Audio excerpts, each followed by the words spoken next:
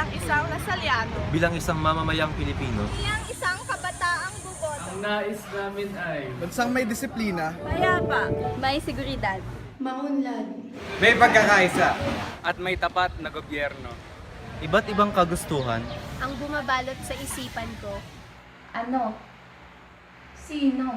Paano? Saan? kailan? Ano nga ba ang naghihintay? na kinabukasan ko sa susunod na lider. Sino ba ang dapat kong pagkatiwalaan? Paano ko masisiguro?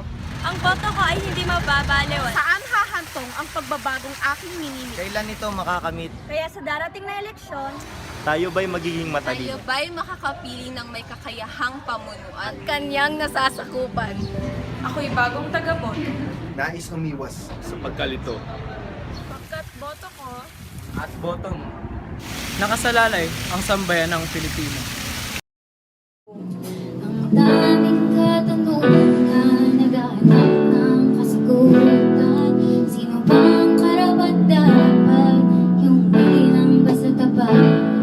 Mga gawain nais kong makita, di lang puro salita.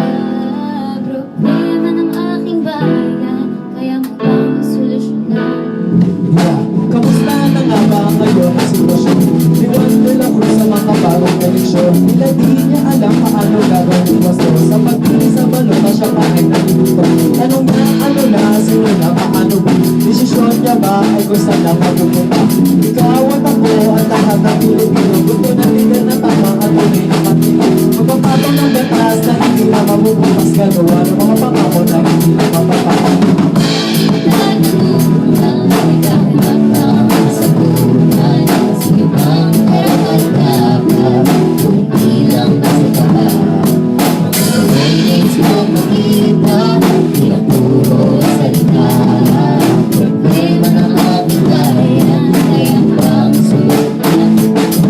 Nakikita ko ngayon ay isang karumatan. Nagawa rin ng mga tao na masawag sa mata.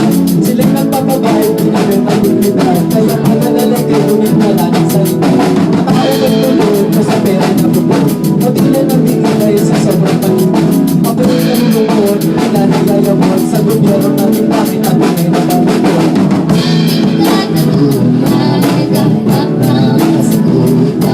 Sino bang karapat-dapat, kung ilang basta tapat? Ako'y nais kong makita, di lang puro salita. Problema ng aking bayan, kaya mo bang solusyonan? Daming katanungan, naghahanap ng kasagutan. Sino bang karapat-dapat, kung ilang basta tapat? Nais kong makita, di lang puro salita. Problema ng aking bayan, kaya mo bang solusyonan?